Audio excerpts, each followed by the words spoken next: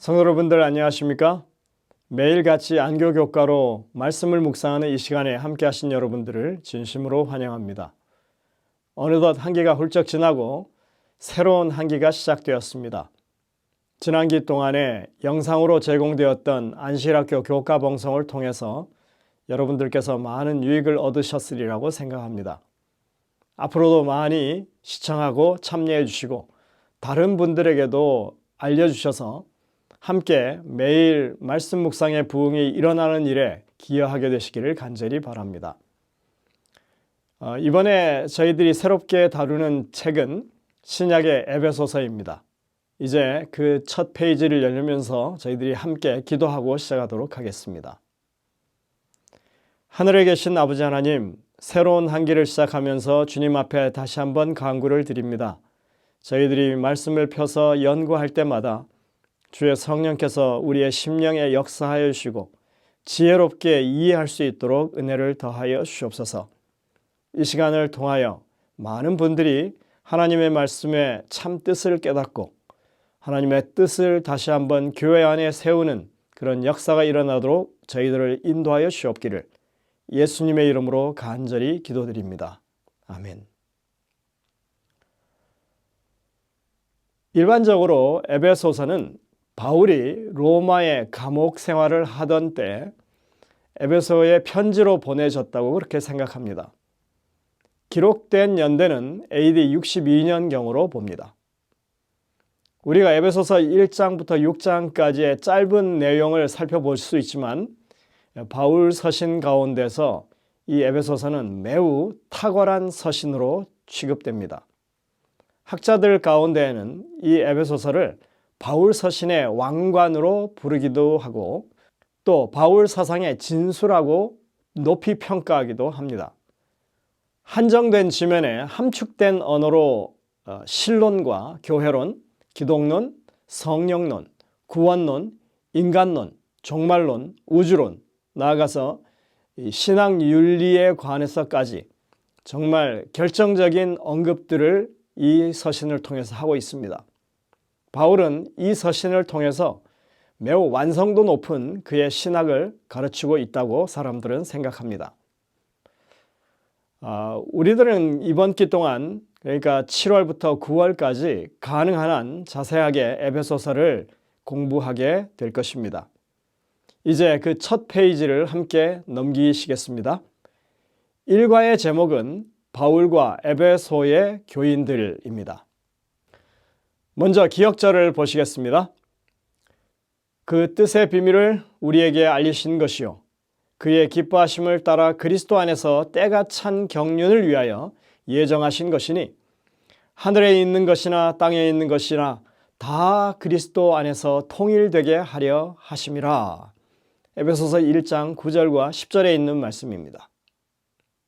글을 쓰는 데에는 다 이유가 있습니다.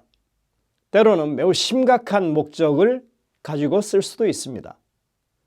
이 말씀을 통해서 볼 때 하늘과 땅, 그 안에 있는 것들을 모두 통일되게 하는 것이 예수님이 이 땅에 오신 이유라고 밝힙니다. 이것이 구속의 경륜이고 하나님의 예정하신 뜻이라고 합니다. 바울의 이 구절은 이 편지의 목적을 밝힙니다. 그는 에베소서의 핵심이 그리스도 안에서의 통일됨이라고 말하고 있습니다. 아브라함 링컨은 1863년 남북전쟁 중에 불과 사흘 동안에 약 7,000명의 군인이 사망하는 끔찍한 참상을 겪은 후에 그 유명한 게티스버그 연설을 썼다고 하죠. 링컨은 이 연설에서 건국의 아버지들을 언급하면서 남북전쟁이 1776년에 탄생한 미국이 지속될 것인지 아니면 지구상에서 사라질 것인지에 대한 궁극적인 그 시험대가 될 것이라고 그렇게 단언합니다. 그들이 치르고 있는 그 전쟁이 미국의 운명을 건 중차대한 싸움이라고 그는 밝혔던 것입니다. 바울도 지금 에베소서를 기록하는 심오한 목적이 있다고 말합니다. 바울이 투옥되었을 때 에베소 교인들은 걱정이 앞섰습니다. 또한 계속되는 핍박과 그리고 유혹으로 인해서 에베소 교인들은 낙심할 위기에 처해 있었습니다. 바울은 그들로 하여금 과거를 돌아보게 해서 그들이 회심하고 그리스도를 구주로 영접하고 교회의 일원이 되었을 때 그들이 경험했던 것들을 상기하게 합니다. 이것을 통해서 그는 교회가 어떤 곳인지, 무엇을 해야 하는 곳인지를 교인들이 바르게 이해하기를 원했습니다. 교회는 그리스도의 몸입니다. 그리고 성전의 건축자재입니다. 그리스도의 신부이고 잘 갖춰진 군대가 되어서 그리스도 안에서 모든 것을 연합시키려는 하나님의 원대한 계획을 성취하는데 전략적인 역할을 해야 한다고 그는 지금 설득하고 있는 것입니다. 이것이 바로 에베소서입니다. 바울은 에베소 신자들에게 그리스도를 따르는 자로서 완전한 정체성과 특권을 일깨우기 위해서 이 편지를 보냅니다. 이것은 또한 오늘날 지구 역사의 마지막 순간을 앞둔 모든 하나님의 백성들, 남은 백성들, 앞으로 남은 백성에 합류하는 모든 진실한 그리스도인들에게 주시는 하나의 메시지인 것입니다. 이 마지막 때 하나님의 교회가 바르게 서는 것, 이것을 하나님은 계획하고 계십니다. 정말로는 결코 시기만 강조하는 것이어서는 안 되고 참다운 교회로 서는 것이 무엇보다도 중요하다고 우리는 생각합니다. 이제 일요일 소지로 가시겠습니다. 에베소의 전도자 바울. 우리는 에베소 교회가 바울의 2차 선교 여행 중에 세워졌다고 하는 사실을 사도행전을 통해서 확인할 수 있습니다. 바울은 2차 선교 여행 여정의 마지막에 에베소에 가게 됐는데 그것이 첫 방문이었습니다. 여러분들, 에베소라고 하는 것은 어떤 곳이었습니까? 에베소는 로마 제국에서 가장 큰 도시 중 하나였습니다. 인구는 약 25만 명에 달했고 제국에서 가장 부흥한 지역 중에 하나였습니다. 이 소아시아로 알려진 당시의 그 지방의 수도였습니다. 바울 시대의 이 도시는 성장과 번영을 누리고 있었습니다. 항구 도시이면서 이 에베소는 중요한 육로교통의 요충지이기도 했습니다. 에베소 사람들은 많은 신들을 섬겼지만 그 중에서도 도시의 수호 여신으로 아르테미스 여신을 최고로 섬겼습니다. 아르테미스, 그러니까 성경에는 아데미로 나오고 또 로마 사람들에게는 다이아나로 알려진 이 아르테미스 여신을 숭배한다고 하는 것은 그 문화의 중심에 있었습니다. 그들의 삶의 중심에 있었습니다. 에베소 사람들은 각종 시민활동이나 운동 경기나 연례 행사 때 이 아르테미스 숭배가 중심이었습니다. 이런 도시에 이제 바울이 첫 방문을 하게 된 것입니다. 이 첫 방문에 관한 상황에 대해서는 사도행전 18장 18절부터 21절에 기록되어 있습니다. 바울은 더 여러 날 머물다가 형제들과 작별하고 배에 타고 수리아로 떠나갈새 브리스길라와 아굴라도 함께 하더라. 바울이 일찍이 서원하는 것이 있었으므로 갱그레아에서 머리를 깎았더라. 19절입니다.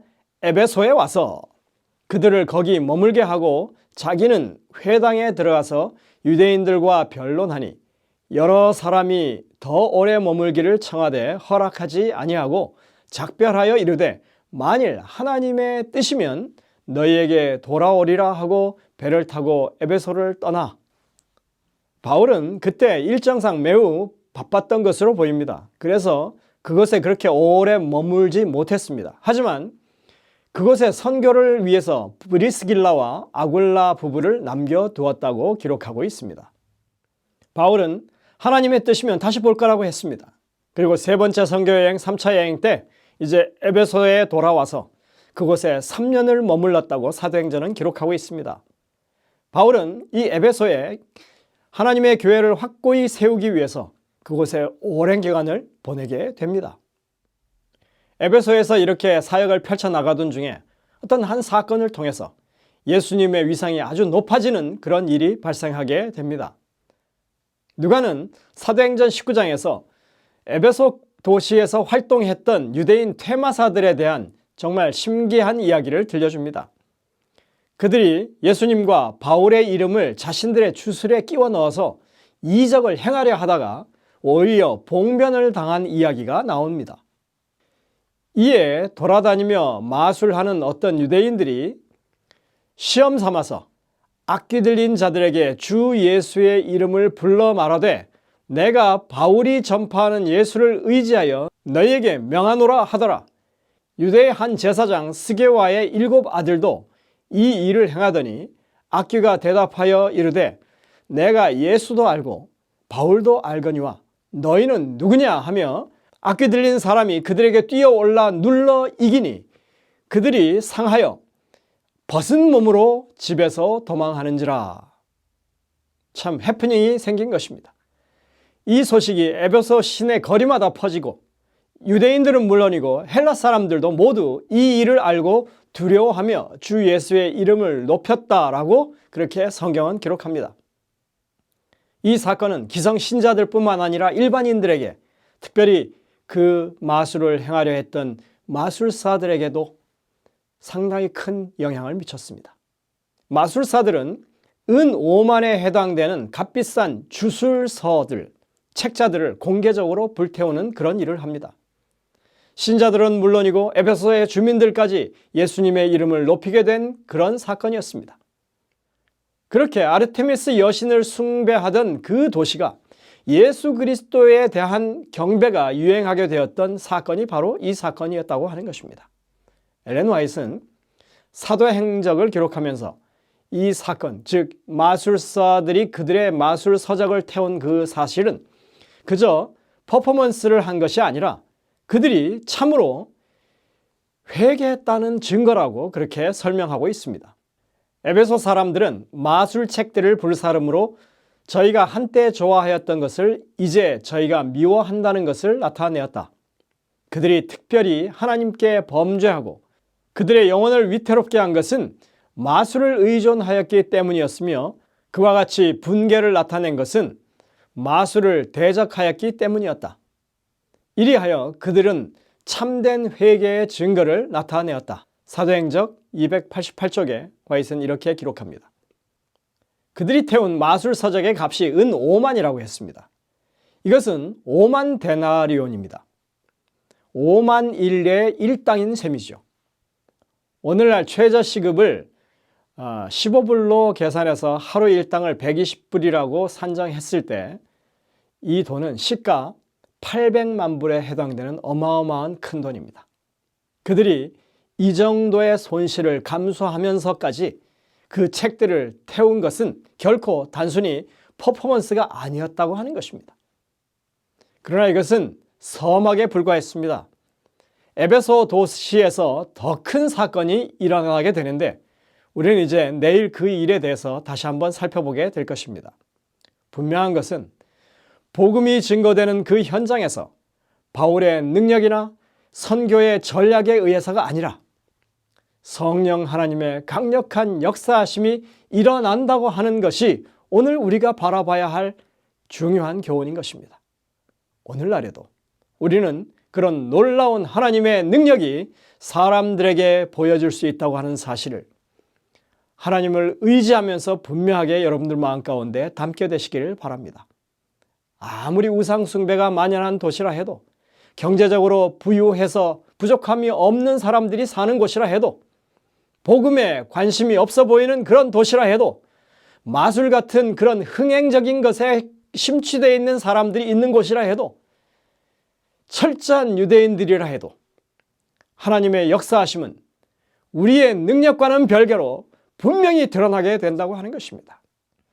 에베소 사람들은 하나님의 권능을 깨닫자마자 곧바로 믿음을 행동으로 옮겼습니다. 오늘 우리에게 그러한 믿음의 앞으로 전진하는 한 걸음이 있게 되기를 간절히 바랍니다. 기도하시겠습니다.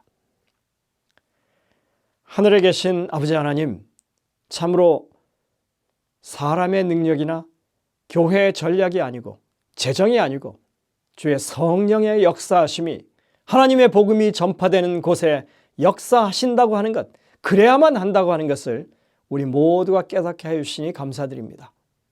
오늘도 우리의 삶의 현장에서 주의 성령의 역사하심과 복음의 전파가 주의 능력으로 이루어지도록 주님께서 우리와 함께 하시고 우리에게 용기 주시고 분명한 믿음의 걸음을 옮길 수 있도록 이끌어 주시옵기를 예수님의 이름으로 간절히 기도드립니다.